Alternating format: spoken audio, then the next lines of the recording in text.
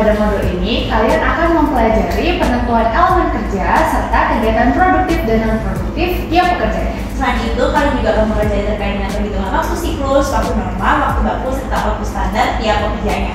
Jadi, siapkan diri kalian dan untuk video prosedur praktikumnya dapat kalian lihat di video setelah ini. Untuk pengamatan modul 2 mengenai work sampling ini, diawali dengan praktikan menentukan lokasi pengamatan sesuai dengan pembagian kategori masing-masing asisten laboratorium dalam tiap mapnya.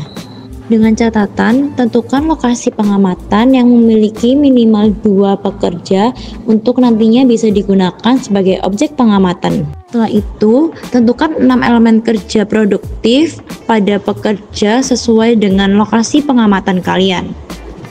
Setelah itu, praktikan diwajibkan untuk mengkonsultasikan hasil diskusinya dengan para asisten laboratorium di tiap mapnya. Ingat, pengamatan lapangan hanya dapat dilakukan oleh praktikan ketika sudah mendapatkan persetujuan dari asisten laboratorium yang sedang jaga pada saat praktikum. Setelah itu, lakukan pengamatan lapangan pada lokasi pengamatan yang telah disetujui oleh asisten laboratorium pada masing-masing map. Pengamatan berlangsung dengan tiap praktikan diwajibkan untuk mengamati pekerja yang berbeda dengan elemen kerja yang sama. Jangan lupa untuk mencatat lokasi pengamatan serta nama pekerja sebagai objek pengamatan kalian. Untuk hari, tanggal, serta jam pengamatan berlangsung diisi sesuai dengan sesi praktikum kalian. Tiap pekerja diamati sebanyak 3 kali replikasi dengan elemen kerja yang sama. Amati elemen kerja pada tiap pekerjanya. Setelah itu, urutkan elemen kerja yang memiliki nilai produktivitas paling tinggi hingga elemen kerja yang memiliki nilai produktivitas paling rendah. Setelah praktikan 1 menyelesaikan pengamatan, praktikan 2 memulai pengamatan sesuai dengan ketentuan pengamatan yang sudah dijelaskan. Baik, selanjutnya kita akan masuk pada langkah-langkah pengolahan data di modul 2 mengenai work sampling ini. Untuk langkah-langkah pengolahan datanya, simak video berikut ini. Baik, untuk modul 2 kali ini mengenai work sampling, kita akan mempelajari terkait dengan form SP00, di mana form SP00 ini berkaitan dengan jadwal kunjungan random uji sampling pekerjaan. Nah, di sini sudah ada waktu kunjungan yang telah disajikan secara acak. Nah, di sini ada dua kolom yang memiliki judul kepala tabel yang sama. Jadi bedanya apa? Untuk kolom kiri ini untuk menyajikan jam kunjungan yang masih bersifat acak, sedangkan untuk kolom kanan ini digunakan untuk menyajikan jam kunjungan yang sudah dalam keadaan terurut seperti itu. Jadi untuk yang pertama kita lakukan di sini sudah ada bilangan random atau jadwal kunjungan random. Nah, untuk angka-angka yang bersifat satuan atau hanya terdiri dari satu angka ini, kita harus tambahkan angka 0 di depannya terlebih dahulu. Dengan menambahkan simbol tanda petik atas 1 ditambah dengan 0. Seperti itu. Semua bilangan sudah terdiri dari 2 angka, kemudian kita lanjutkan ke menambahkan jam kunjungan. Di sini kita menambahkan jam kunjungan dengan menggunakan rumus. Jadi dari jam dan menit pada bilangan random ini kita jadikan 1 terlebih dahulu untuk dapat memudahkan kita dalam mengurutkan jam kunjungan tersebut. Kita gunakan rumus sama dengan C10, lalu kita tambahkan dengan simbol dan, kemudian tanda petik 2, kemudian tanda petik 2 lagi, simbol dan D10.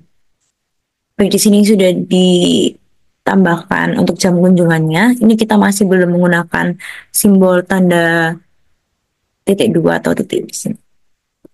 Kemudian kita tarik ke bawah.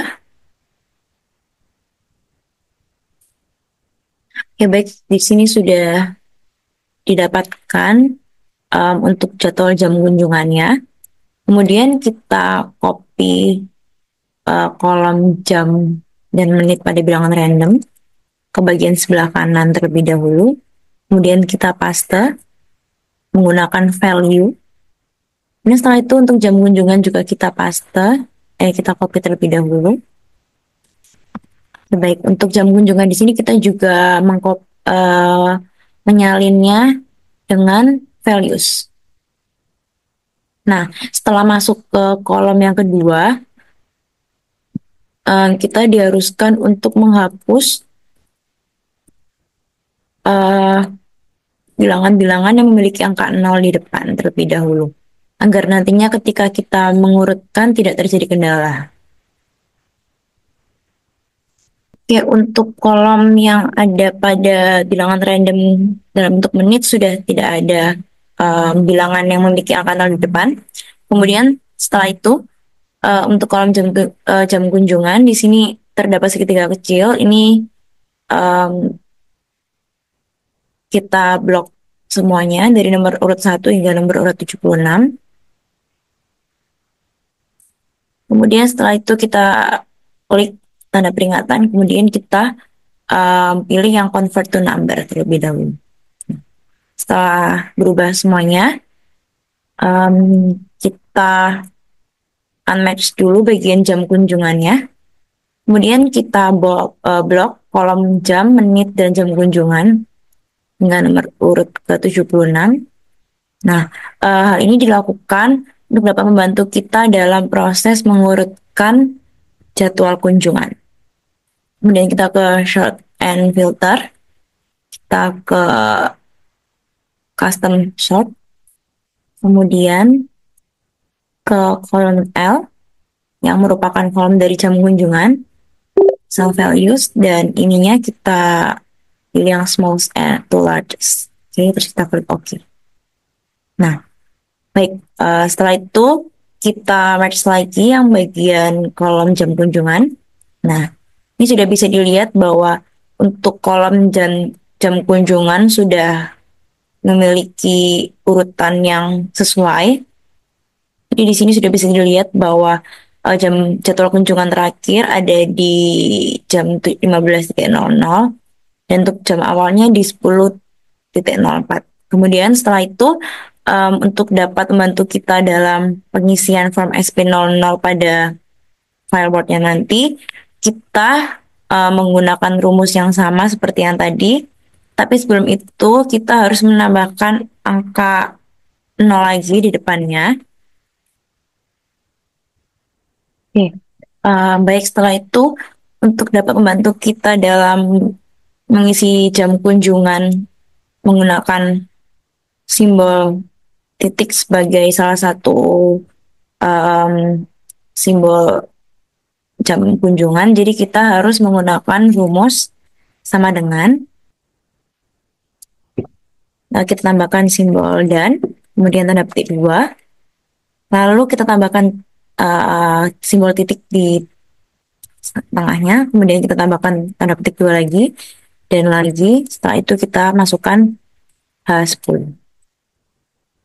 Baik, di sini sudah ada 10.04, kemudian kita tarik ke bawah. Nah, untuk nantinya yang akan kita masukkan ke dalam jam kunjungan itu adalah angka yang sudah memiliki simbol titik seperti ini. Kita copy, kemudian kita paste di dalamnya menggunakan values. Nah, begitupun juga dengan jam kunjungan yang berada pada bilangan random atau dalam keadaan yang masih belum dalam urutan yang tepat. Jadi kita gunakan sama dengan C10, tambahkan simbol dan, tanda petik 2, simbol titik, tanda petik 2 lagi, simbol dan, kemudian sel D10.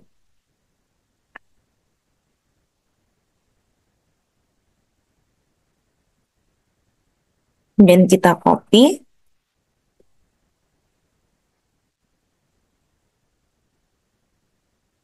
ini kita paste. Kita paste menggunakan value. Nah, di sini kita bisa hapus terlebih dahulu. Oke, untuk jadwal kunjungan random uji sampling pekerjaan di sini sudah diselesaikan dengan menggunakan urutan yang sesuai. Kemudian nantinya akan dipindahkan pada file Word kalian atau laporan resmi kalian. Akan ada kolom paling bawah yaitu total bilangan random yang digunakan. Nah, untuk total bilangan random yang digunakan itu kita tidak boleh menuliskan langsung 76 bilangan, tidak boleh seperti itu.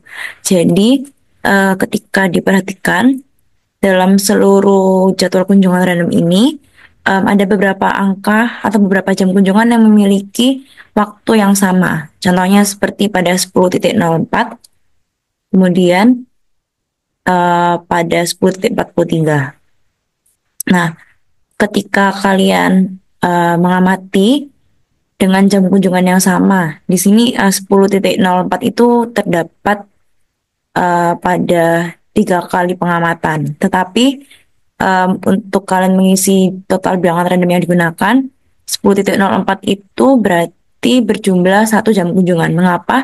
Karena mereka memiliki waktu atau jam yang sama. Dan untuk membantu kalian dalam menentukan berapa banyak jam kunjungan yang memiliki waktu yang mirip, itu kalian bisa menggunakan fungsi dari conditional formatting. Untuk conditional formatting sendiri, yang pertama kita harus melakukan dari jam kunjungan yang sudah urut, dan jangan lupa kita convert ke to number dulu. Kemudian setelah itu kita ke conditional formatting, kemudian kita ke new row. Sini kita pilih yang format only cells that contain. Kemudian untuk format only cells width-nya, cell value-nya kita gunakan equal to. Equal to itu sama dengan artinya sama dengan. Kemudian setelah itu kita klik kolom sebelahnya. Terserah kalian ingin menaruh di mana saja. Aku di sini aku pilih yang di kolom K baris keempat. Kemudian kita klik ini. Nah, untuk formatnya di sini kita gunakan fontnya bold. Kemudian untuk fill-nya kita gunakan kuning. Dan untuk fontnya, untuk color-nya kita gunakan merah. Seperti itu. Kemudian kita oke. Lalu kita oke. Nah, untuk di sini kita bisa mencobanya semisal seperti 10.57. Nah, di sini akan terlihat bahwa jam kunjungan 10.57 itu ada di kolom I, yaitu di baris 27 sama dan 28. Oke, berarti di sini kita bisa lihat bahwa 10.57 itu merupakan jam kunjungan yang memiliki waktu yang sama. Jadi terjadi pengulangan seperti itu. Nah, ini bisa digunakan untuk dapat mencari atau menghitung berapa banyak bilangan random yang memiliki jadwal kunjungan yang sama. Nah, jangan lupa ketika kalian mengisi di laporan resmi kalian, untuk jam yang sama itu kalian gunakan warna merah. Jadi kita bisa mengetahui mana saja yang memiliki jadwal kunjungan yang sama seperti itu. Jangan lupa mungkin untuk kalian yang ingin membantu dalam melakukan pencarian, kalian bisa ketik seperti ini dan untuk warnanya kita gunakan fill berwarna merah. Jadi di sini kita bisa mencari berbagai letak dari jam kunjungan. Seperti contohnya kita ingin mencari jam kunjungan 13.18. 12.18.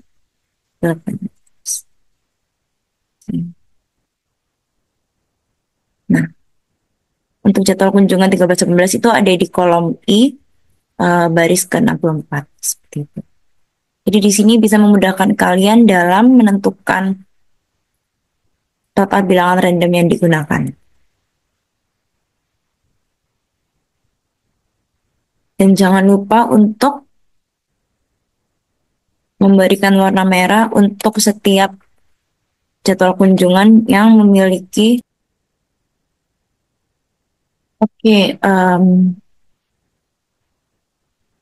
untuk jumlah atau total bilangan random yang digunakan pada jadwal kunjungan dan uji sampling pekerjaan pada Tomorrow Cafe ini terdapat 66 bilangan random yang digunakan. Mengapa 66? Karena 10 sisanya merupakan jam yang memiliki waktu yang sama.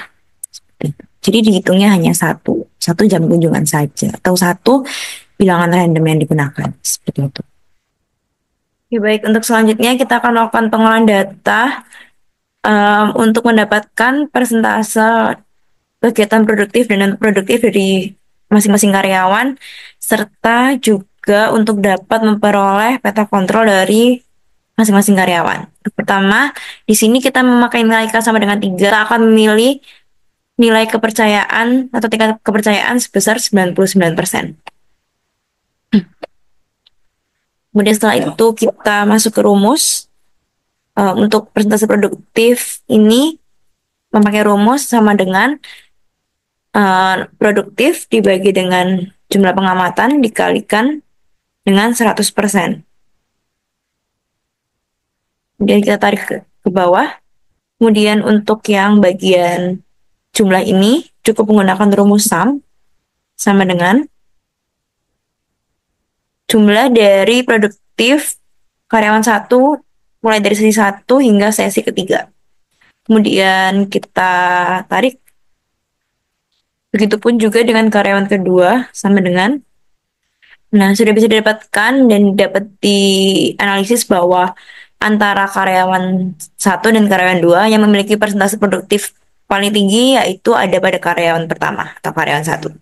Kemudian untuk kegiatan produktif dan non produktif karyawan 1, di sini kita akan memperoleh persentase dari nilai persentase non produktifnya. Yang pertama kita memakai fungsi sum.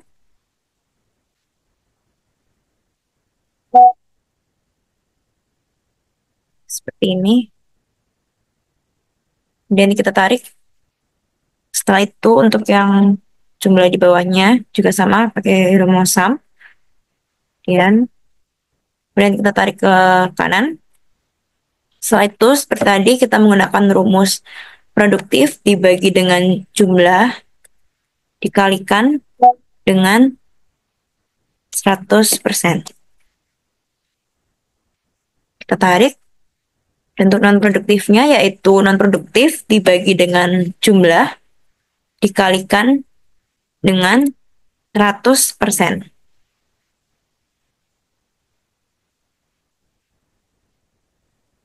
Untuk yang karyawan kedua menggunakan rumus yang sama. Oke, baik. Jadi bisa dianalisis di sini bahwa antara karyawan 1 dan karyawan 2 yang memiliki persentase produktivitas lebih tinggi yaitu ada pada karyawan 1. Kemudian setelah itu kita menuju pada uji keseragaman. Di sini dapat nilai PN batas kontrol atas, kontrol line batas kontrol bawah, dan nilai non produktif dari masing-masing sesi tiap karyawannya. Ya, untuk nilai P sendiri diperoleh dari jumlah pengamatan dikurangi dengan jumlah produktif, kemudian kita bagi dengan jumlah pengamatan dikalikan dengan 100%. Jangan lupa untuk dikunci terlebih dahulu tiap rumusnya agar tidak berubah ketika kita tarik ke baris-baris selanjutnya. Kemudian untuk nilai N sendiri yaitu jumlah pengamatan kita bagi dengan nilai K. Jangan lupa untuk mengunci juga. Jadi untuk uji keseragaman ini setiap rumus wajib untuk dikunci. Kemudian untuk memperoleh BKA sendiri didapatkan dari rumus P ditambahkan dengan nilai K, nilai kepercayaan. Kemudian kita kalikan dengan rumus SQRT. Kemudian setelah itu nilai P lagi kita kalikan dengan kurung buka 1 dikurangi nilai P tutup kurung dibagi dengan nilai N.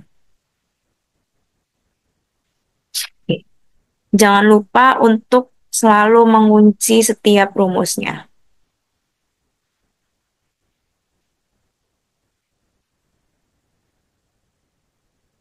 Setelah itu kita bisa tarik.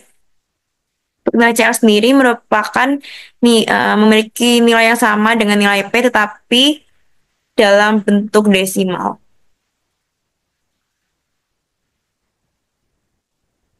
Untuk nilai BKB sendiri atau batas kontrol bawah memiliki rumus yang mirip seperti batas kontrol atas, tetapi bedanya adalah pada bagian awal,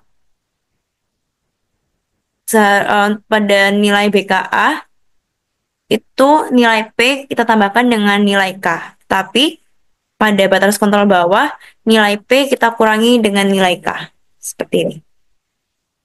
Jangan lupa untuk tetap dikunci. Kemudian untuk persentase non-produktifnya kita dapatkan dari kegiatan produktif dan non-produktif karyawan 1. Dan jangan lupa untuk geser. Dan pastikan tidak ada kekeliruan antara nilai persentase non-produktif tiap karyawan pada masing-masing sesi. Untuk yang karyawan kedua juga memiliki rumus yang sama.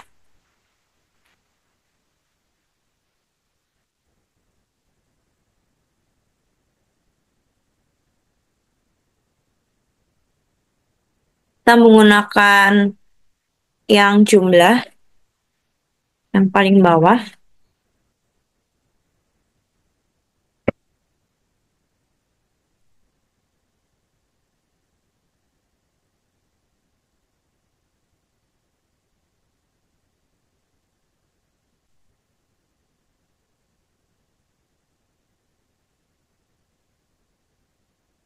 Untuk N-nya sendiri tetap sama, bagi dengan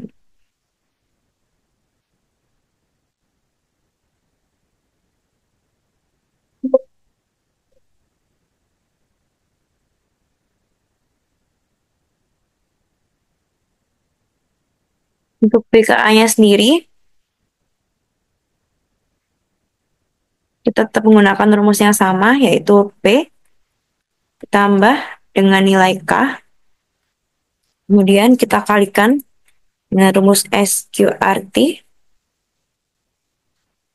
Setelah itu kita kalikan dengan P dikali dengan Pak kurung 1 min P lagi. Kemudian kita bagi dengan nilai N.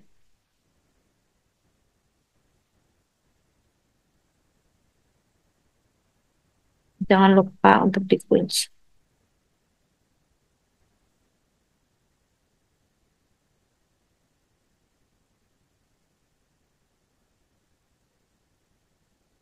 Tarik garis. Tarik lurus lagi. CL-nya. Menggunakan sama. Untuk PKB-nya tetap dengan rumus yang sama seperti BKA, hanya perbedaannya pada pengurangan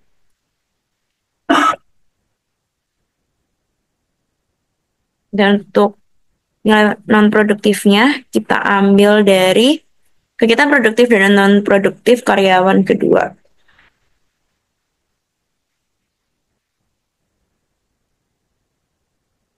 Ya baik, setelah ini kita merubahnya dalam bentuk peta kontrol. Yang pertama yang harus dilakukan adalah memblok baris PKA hingga non-produktif. Kemudian kita ke insert, kita ke recommended chart, kemudian kita ke all chart, line, pilih yang kedua, kemudian oke. Setelah ini kita tambahkan chart elemennya, kita sajikan akses titles-nya dan data labels-nya juga. Jadi di sini pada peta kontrol akan terdapat 6 elemen. Yang pertama ada axis titles, chart title, data labels, grid lines, dan legends. Kemudian untuk stylenya kita rubah ke style nomor 12. Jangan lupa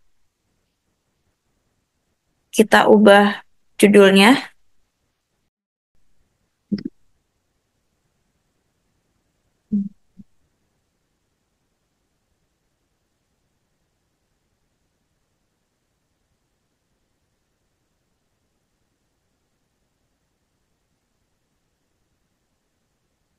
Ya baik, setelah itu kita rapikan terlebih dahulu.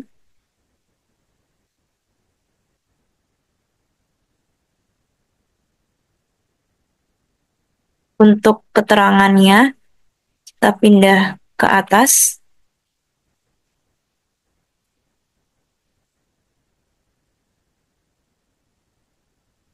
Ke samping. Seperti ini.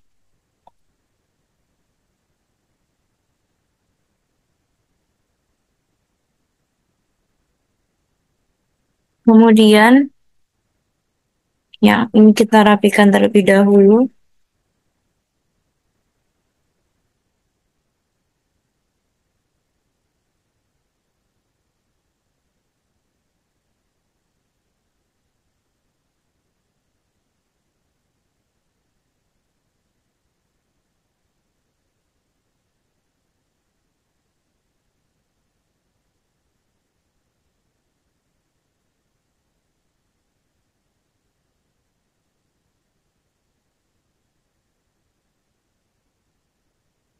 Seperti ini.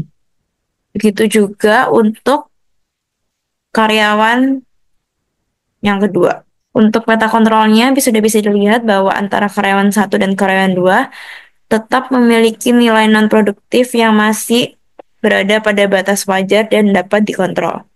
Jadi, belum ada usulan perbaikan untuk pengamatan pada karyawan 1 dan karyawan 2 pada Tomorrow Cafe. Tabel pengamatan karyawan 1, tabel kegiatan produktif dan non-produktif, uji keseragaman, serta peta kontrol karyawan 1 dan 2 akan kalian analisis pada laporan resmi kalian. Sekian penjelasan untuk nomor 2 mengenai work sampling. Jangan lupa mempelajari modul dan persiapkan diri kalian untuk pelaksanaan praktikum. Sampai jumpa di Laboratorium Perancangan Sistem Kerja dan